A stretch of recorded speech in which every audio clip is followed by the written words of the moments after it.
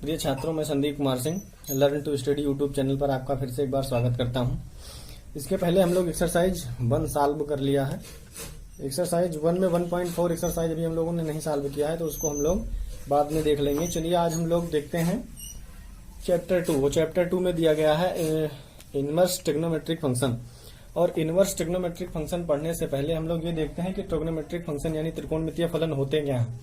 तो ध्यान दीजिएगा, ऐसे फलन जिसमें त्रिकोणमितीय अनुपात हो, एक ऐसा फलन जिसमें त्रिकोणमितीय अनुपात दिए गए हों, क्या कहलाता है? त्रिकोणमितीय फलन कहलाता है।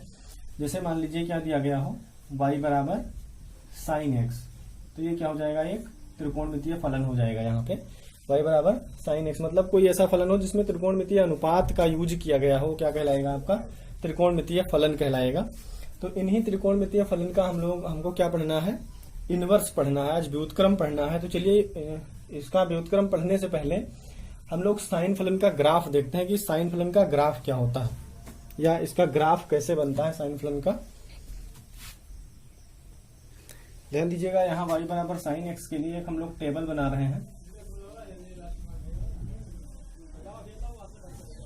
और इस टेबल से हम लोग साइन एक्स का ग्राफ बनाएंगे और थोड़ा समझने का प्रयास करते हैं कि इनवर्स ट्रिग्नोमेट्रिक फंक्शन यानी प्रतिलोम त्रिकोणमितीय फलन क्या होता है। तो चलिए देखिएगा, यहाँ पे लिख दे रहे हैं x और यहाँ पे लिख दे रहे हैं y। देखिए ये x हो जाएगा और ये y हो जाएगा। तो यहाँ पे हम x की कुछ वैल्यू लेते जाएंगे और y की वैल्यू हम लोगों को मिलती जाएगी।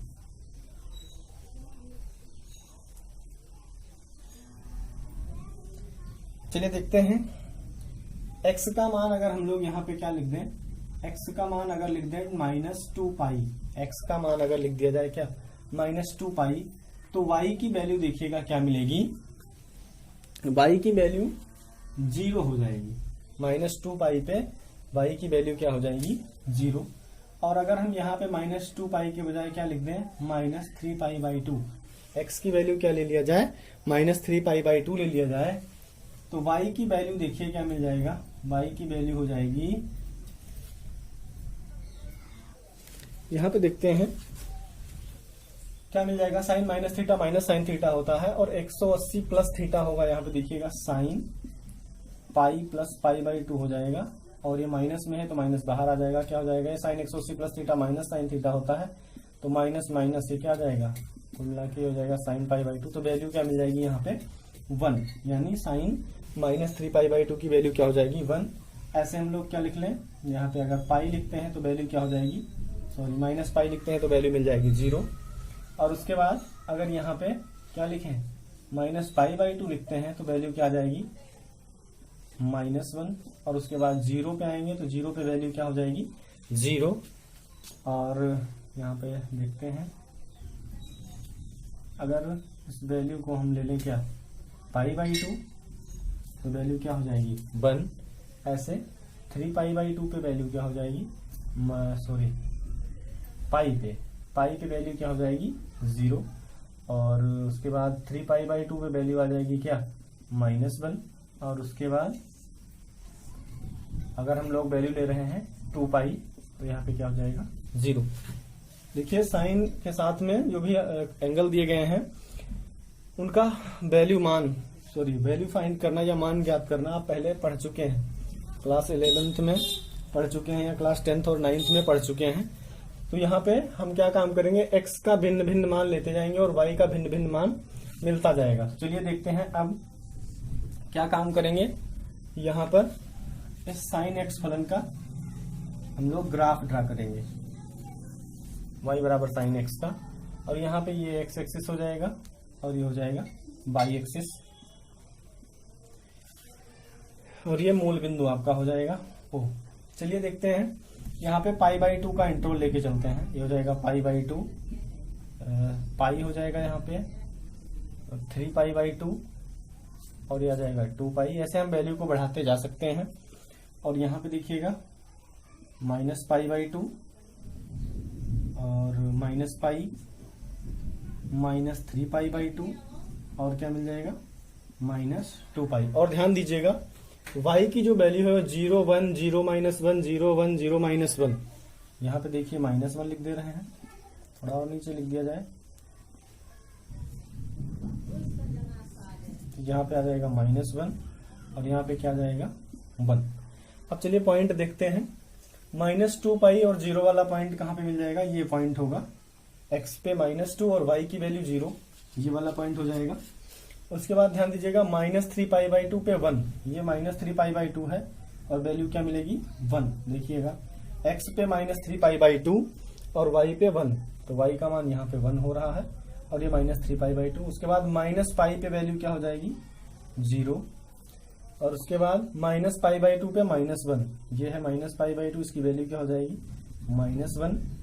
उसके बाद 0 पे फिर 0, ये वाला पॉइंट हो जाएगा 0, 0 वाला पॉइंट और पाई बाई 2 पे 1, ये है पाई बाई 2 पे वैल्यू क्या हो जाएगी 1, यहाँ पे वही पॉइंट मिल जाएगा। और पाई पे फिर वैल्यू क्या आ जाएगी,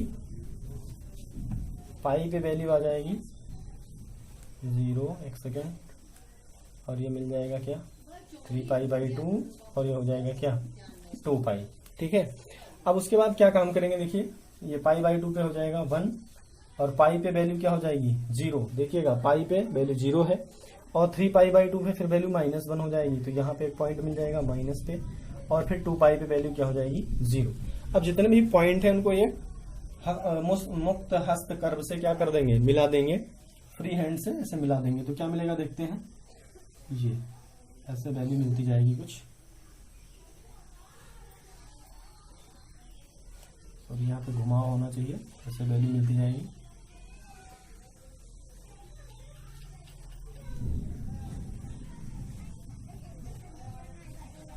इस कर्व को हम और आगे ऊपर की तरफ ऐसे बढ़ा सकते हैं और इसको पीछे की तरफ ऐसे बढ़ा सकते हैं, ये मिल जाएगा हमको साइन फलन का ग्राफ। उसके बाद देखते हैं, यहाँ पे देखिए हम जानते हैं क्लास 11th में हमने आपको बताया है कि जो ये फलन y बराबर साइन एक्स दिया गया है, इस साइन एक्स का जो डोमेन होगा, इस साइन एक्स का जो डोमेन होगा वो रियल नंबर होगा। डोमेन क्या हो जाएगा रियल नंबर, और इसका जो रेंज, इसकी जो रेंज होगी, रेंज क्या होगी -1 और 1, इसके बीच में इसकी वैल्यू होती है -1 और 1। ध्यान दीजिएगा, ये देखिए इस ग्राफ को देखिए, ये ना तो 1 से अबव जाएगा और ना -1 से बिलो जाएगा। तो यहाँ पे हमने ये देखा कि इसकी डोमेन जो होती है वो R होती है और रेंज इसकी -1 to 1 होती है। अब यहाँ पे थोड़ा सा इसको बताने का मकसद क्या है, ये ITF में कैसे यूज होगा, इनवर्स ट्रिग्नोमेट्रिक फंक्शन में कैसे यूज होगा, उसको देखते हैं। ध्यान दीजिए, हम ये जानते हैं कि कोई भी फलन अगर दिया गया है, यहाँ पे देखिएगा कोई भी फलन अगर दिया गया है तो उस फलन का इनवर्स हम कब ज्ञात कर सकते हैं। उस फलन का इनवर्स हम तभी ज्ञात कर सकते हैं जब वो फलन 1 1 और आंटू हो, एक एक और आच्छादी होना चाहिए, उसको 1 1 और आंटू होना चाहिए।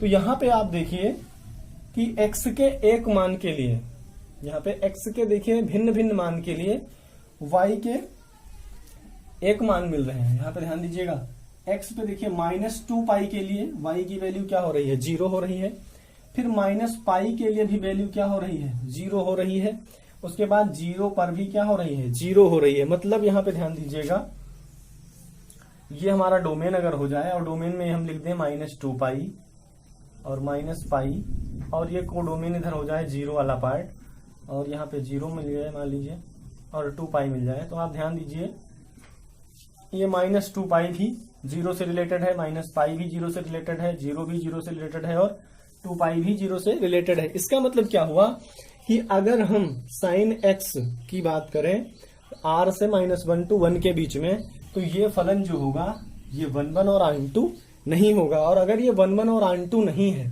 अगर ये फलन 1 1 आंटू नहीं है, तो इसका हम इनवर्स नहीं निकाल सकते हैं, इसका इनवर्स हम नहीं निकाल सकते हैं। तो हम क्या काम करते हैं, देखिए कुछ ऐसा इंटरवल लेते हैं, इन एंगल्स का कुछ ऐसा इंटरवल लेते हैं जिसके बीच ये साइन एक्स फलन क्या हो जाए 1 1 आंटू हो जाए।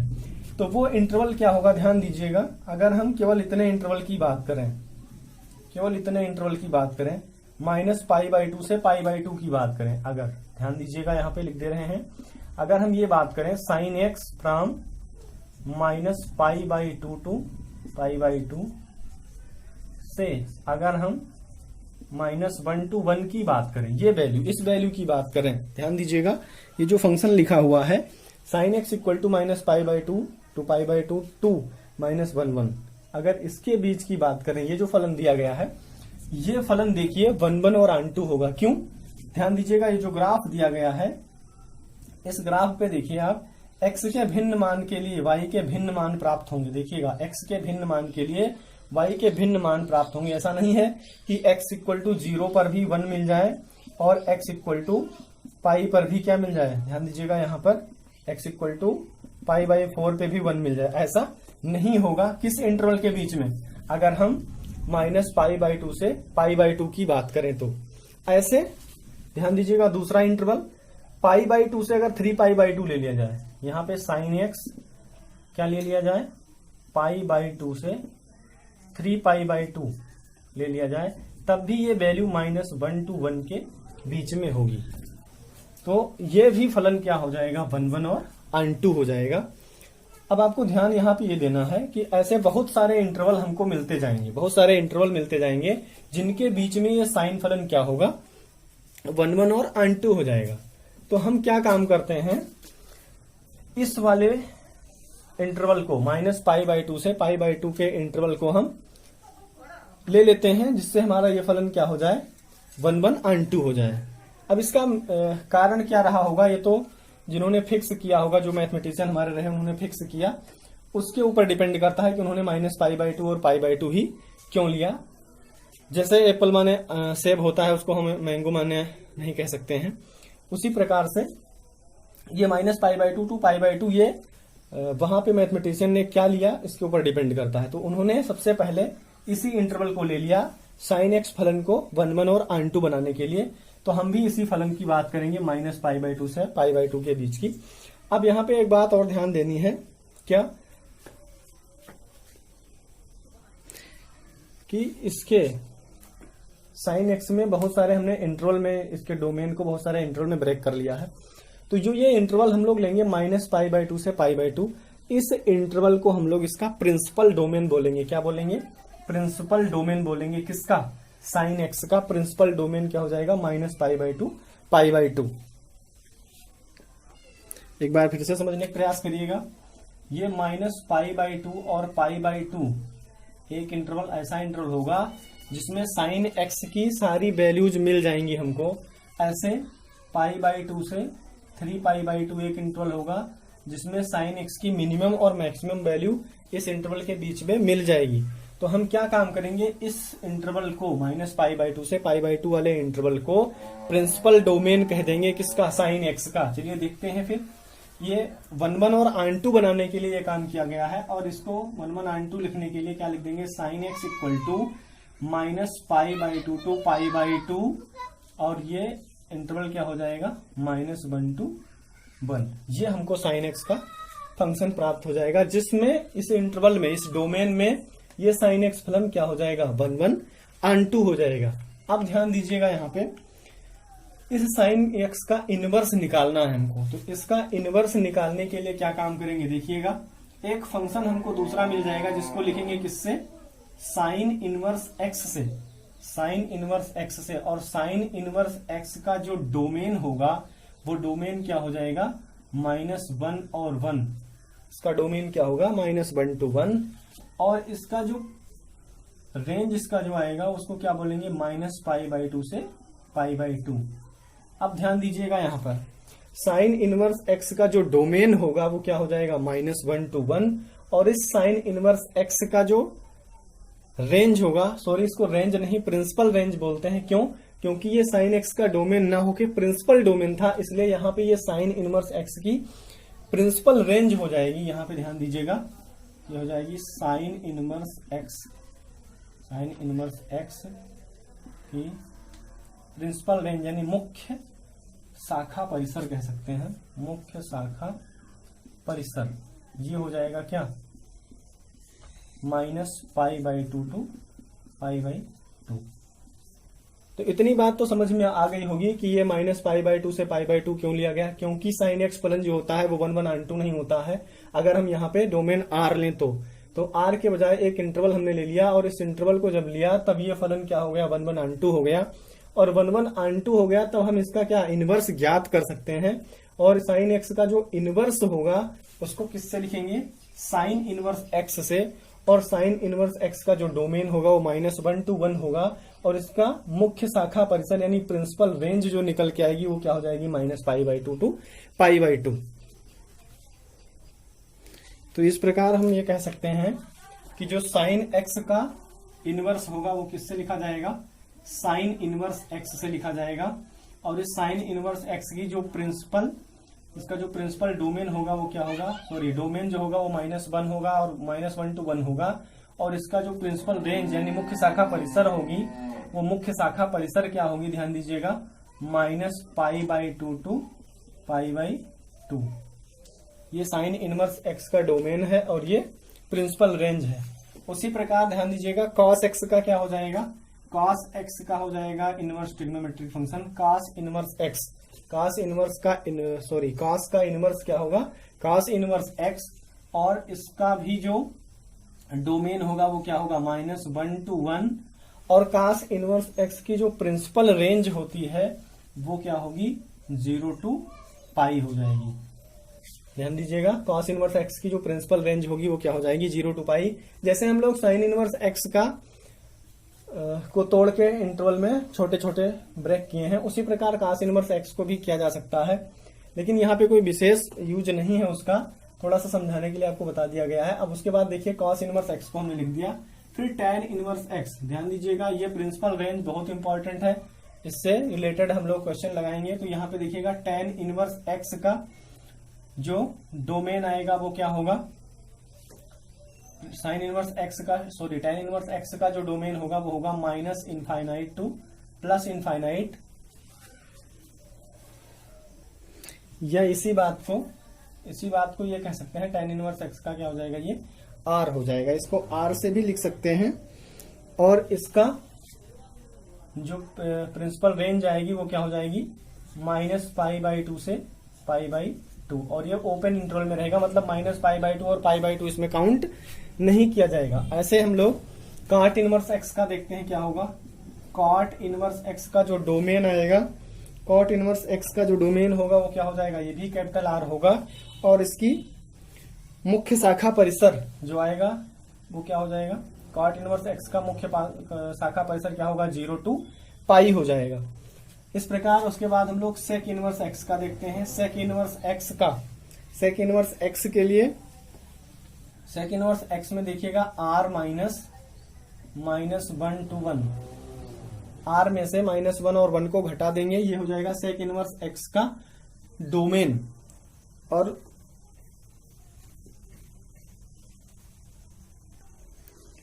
और इसकी प्रिंसिपल रेंज जो होगी, ध्यान दीजिएगा सेक इनवर्स एक्स में वो होगा 0 to π।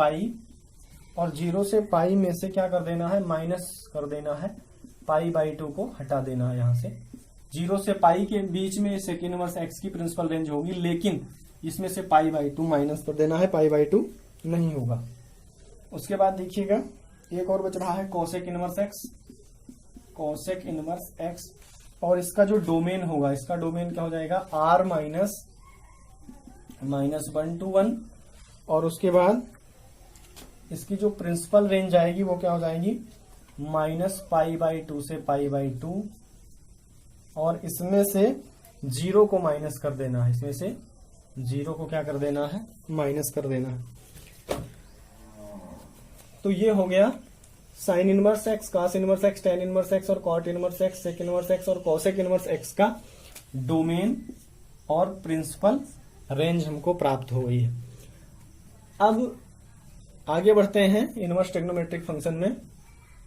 तो यहां से तो पता चल रहा होगा कि इनवर्स ट्रिग्नोमेट्रिक फंक्शन क्या होते हैं। जितने भी त्रिकोणमितीय फलन है उनका उल्टा, उनका व्युत्क्रम क्या हो जाएगा, इनवर्स ट्रिग्नोमेट्रिक फंक्शन में आएगा। जैसे साइन का साइन इनवर्स एक्स हो जाएगा, कॉस का कॉस इनवर्स एक्स, टैन का टैन इनवर्स एक्स। इसी प्रकार इन तीनों का भी यहाँ पे लिख दिया गया है। ध्यान दीजिएगा ये प्रिंसिपल रेंज प्रयास करिएगा कि आपको याद रहे, क्योंकि प्रिंसिपल रेंज से रिलेटेड ही क्वेश्चन यहाँ पे ITF में हमको पढ़ने हैं। तो चलिए इसके बाद देखते हैं एक छोटी सी बात और यहाँ पे समझ लीजिएगा कि साइन इनवर्स एक्स और साइन एक्स का होल इनवर्स, इन दोनों में बहुत ज्यादा डिफरेंस है। साइन इनवर्स एक्स जो दिया गया है वो क्या होगा, साइन एक्स का व्युत्क्रम होगा, जबकि साइन एक्स की होल पावर -1 का मतलब हो जाएगा, ये क्या हो जाएगा, 1/साइन एक्स। तो यहाँ पे दोनों में डिफरेंस है, ध्यान दीजिएगा। ये साइन इनवर्स एक्स जो लिखा हुआ है, इस साइन इनवर्स एक्स को हम 1/साइन एक्स नहीं लिख सकते हैं, ध्यान रखिएगा। साइन इनवर्स एक्स को 1/साइन एक्स नहीं लिख सकते हैं। तो इन दोनों में डिफरेंस आपको पता होना चाहिए।